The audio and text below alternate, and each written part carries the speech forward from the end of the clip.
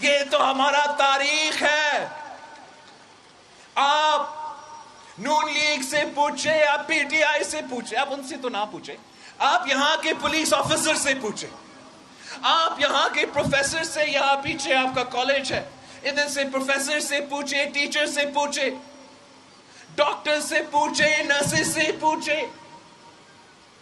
آپ ان سے پوچھے کہ آپ نے نون لیگ کا دور بھی دیکھا ہے, آپ نے عمران کی تبدیلی بھی بھگتا ہے. کس کے دور میں آپ کے تنخواہ میں سب سے زیادہ اضافہ ہوا؟ کس کے دور میں آپ کے بچوں کو سب سے زیادہ روزگار ملا؟ کس کے دور میں؟ آپ اپنے بزرگوں سے پوچھیں کہ کس کے دور میں 100% پینشنز میں اضافہ ہوا؟ وہ صرف اور صرف پیپلز پارٹی. آپ تو ان سپاہیوں سے پوچھیں, ان فوجی آفیسرز کے پوچھیں جو 2008 سے لے کے 2013 تک ہمارا سرحدوں کا بھی دفاع کرتے تھے, دہشت گردوں سے بھی لڑتے تھے.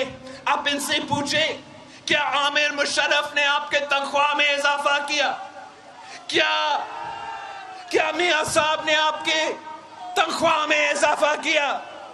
کیا تبدیلی سرکار نے آپ کے تنخواہ میں اضافہ کیا؟ ان کا جواب ہوگا نہیں نہیں نہیں. اگر اضافہ ہوا تو زرداری صاحب نے کیا, اگر اضافہ ہوا تو بھٹو کی پارٹی نے کیا, اگر اضافہ ہوا تو پاکستان پیپلز پارٹی نے کرنا ہے. اور ایسا کوئی معمولی اضافہ نہیں. ہمارے دور میں ہم نے سپاہیوں کی تنخواہ میں 175% اضافہ کیا. وہ اس لیے کہ آج بھی مہنگائی ہے, آج بھی معاشی بحران ہے.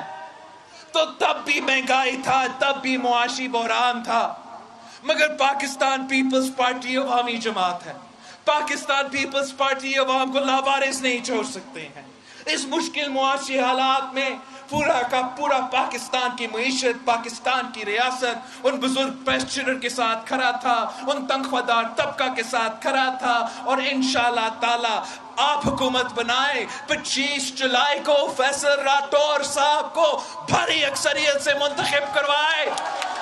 مجھے بھاری اکثریت دلوا دے, انشاءاللہ تعالی میں جیالہ وزیر اعظم منتخب کروں گا. اور ہمارا پہلا کام یہ ہوگا, ہمارا پہلے کام یہ ہوگا, آپ ہر ٹیچر کو کہیں, آپ ہر ڈاکٹر کو کہیں, ہر نرس کو کہیں, ان پولیس آفیسرز کو کہیں کہ پاکستان پیپلز پارٹی کا پہلا دن, پہلا کام یہ ہوگا کہ تنخواہ میں اضافہ ہوگا, پینشن میں اضافہ ہوگا, اور نوجوانوں کے لیے روزگار ہوگا.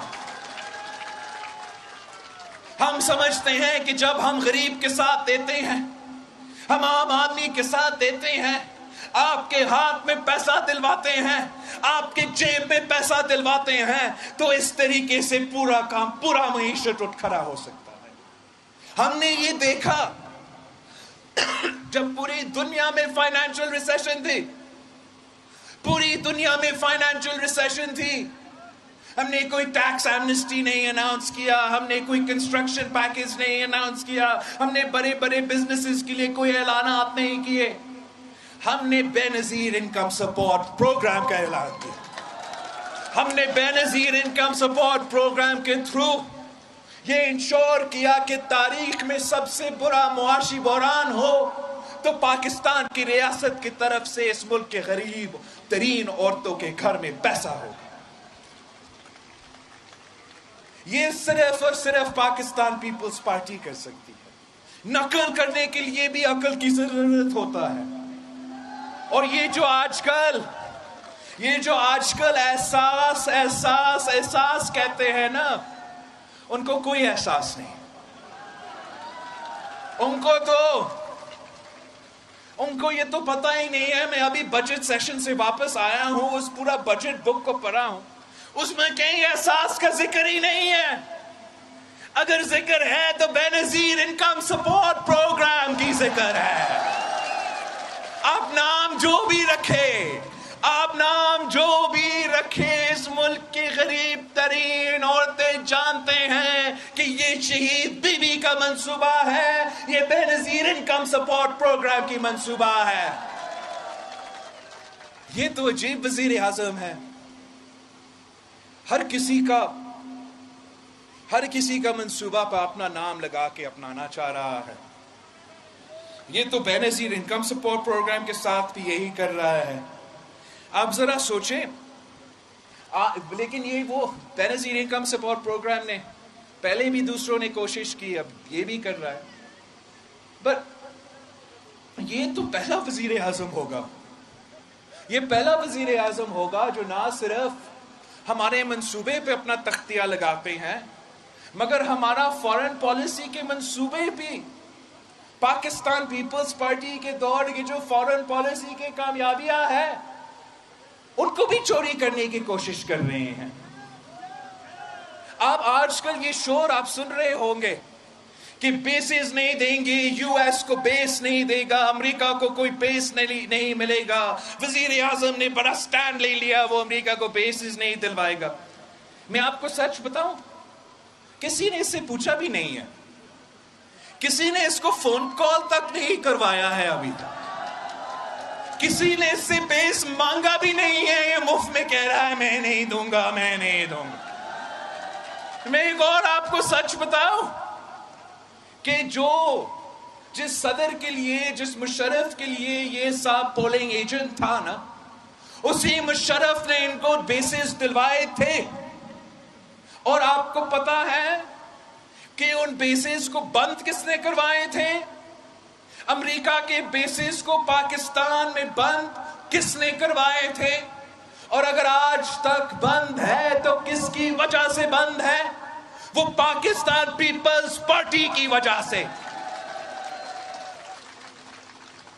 آپ کو یاد ہوگا کہ سلالہ کا بڑا انسیڈنٹ ہوا تھا، ہمارے لوگ شہید ہوئے تھے۔